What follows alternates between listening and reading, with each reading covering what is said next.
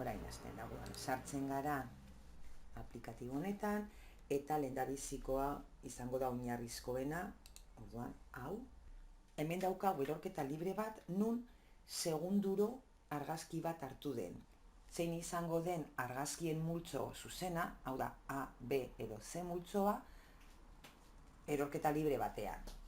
Guk badakigu gure esperientziarengatik erorketa libre batean abiadura gero eta azkarrago doala, bai, gero eta handiagoa dela, beraz, izango litzateke A diagrama.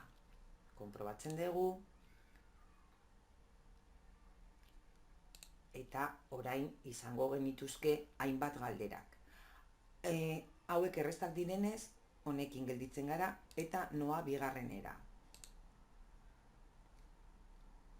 Speedometer, hemen egiten dutena, hau da velozimetro, bale? Hasten gara, eta ematen digute, bola bat, pelota bat, bota dutela goruntz, 40 metro segunduko abiaduraz, eta diagrama honetan, segunduro berriz ere argazkiak atera dituzte, eta pelotaren posizioak dira hori, A, B, C, D, E, eta altuera maksimoa, eta berriz ere hasten dela jaisten, F, G, H, I. Galdetzen digutena da ze puntutan, bola dauka 10 metro segunduko abiadura eta jaisten. Hemen esaten du downward, honek esan nahi du jaisten ari dela, eta bere abiadura 10 metro segundukoa dela. Kontuan hartu behar dugu, botatzerakoan A puntuan 40 metro segundukoa dela abiadura. Eta badakigu, gravitatearen azelerazioa dela -10 metro segunduko. Hau da, segundu bakoitzean abiadura txikiagotzen dela 10 metro segundukotan. Beraz, B puntuan dagoenean, 40 ken 10, 30 metro segunduko abiaduraz igotzen, positiboa. C puntura llegatzen denean, 30 ken 10 metro segundukoa, 20 metro segundukoa eta igotzen oraindik. Zetik dera, 10 gutxiago, beraz 10 metro segundukoa positiboa igotzen. Eta E puntuan 0. Beraz, 0tik 0 ken 10 metro segundu da, -10 metro segundu dela zuzen ere galdetzen digutena. Hau da, C puntutan dagoen jaisten eta abiadura -10 eta abiadura 10 metro segundukoarekin guretzat fizikoki edo adierazita beste modu batean litzateke -10 metro segundu. Beraz, erantzuna F litzateke. Eta, konprobatzen dugu egia den edo ez. Bale? Ba, ondo egin dugu. Kontuan hartu behar da hori.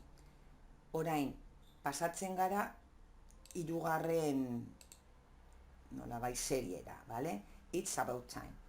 Orduan, hemen 6 galdera berriz ere, eta hemen galdetzen digutena da, kasu honetan, bota da pelota bat goruntz, 30 metro segunduko abiaduraz, eta galdetzen digutena da zenbat denbora beharko duen puntu altuenera iristeko, da B puntura, eta gero ze denbora totalean A, B, C egiteko.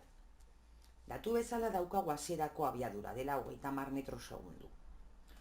Puntu altuenean badakigu abiadura zera 0. Beraz, 30-etik hasiko ginateke kontatzen. Segundu bat pasata, abiadura izango da 30 metro segundukoa.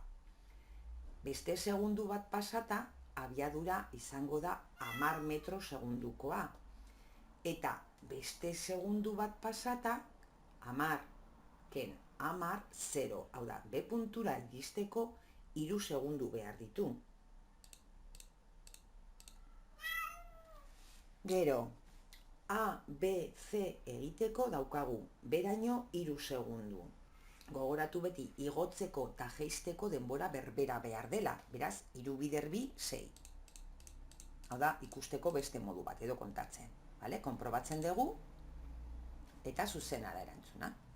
Orain, ikusten dugu beste modu batean, eta hauetan ematen digutena da, eskuinaldean dagoen velozimetroak markatzen duela 0 abiadura, 3 segundu pasata bota direnetik. Eta hemen dago tximista. Bale, 3 segundu pasata abiadura 0 da. Horrek esan nahi du, bi segundu pasata abiadura 10 zela, segundu bat pasata abiadura zela 20, eta 3 segundu lehenago abiadura zela 30. Beraz, bota dugu 30 metro segunduko abiadurarek. Eta galdetzen digute ze momentutan dagoen bola hori, pelota hori igotzen, eta ze momentutan markatzen dituen abiadura hauek. Beraz, esan dugu 0an zirela 3 segundu. Bai? Orduan, 20 metro segundu eta igotzen, litzateke 3, 2, 1. Hau da, segundu bat pasata, abiadura izango da 20. Zeren hemen baldin bada 3, hemen izango da 2 segundu eta hemen segundu bat pasata. Hau da, badakigu bota dutela 30 metro segunduko abiadurarekin. Hemen galdetzen digutena da goruntz. Noiz ari den goruntz 40 metro segunduko abiadurarekin. Esan dugun bezala, ondorioztatu dugu honekin, bota dutela 30 metro segunduko abiaduraz. Beraz, inoiz ez genuke ikusiko 40 hau. Orduan, hemen aurkitu behar dugu puntu bat, nun esaten duen ez dela posible, not possible. Ok? Orduan, konprobatzen dugu, eta zuzena da. Eta horrela beste guztiak, hau da, hartzen dugu kontuan G gravitatea -10 metro segundukoa dela, segunduko, hau da, segundu bakoitzeko abiadura 10 metro segundukotan jeisten dela. Eta hori kontuan hartuta aterako dira guztiak, bale?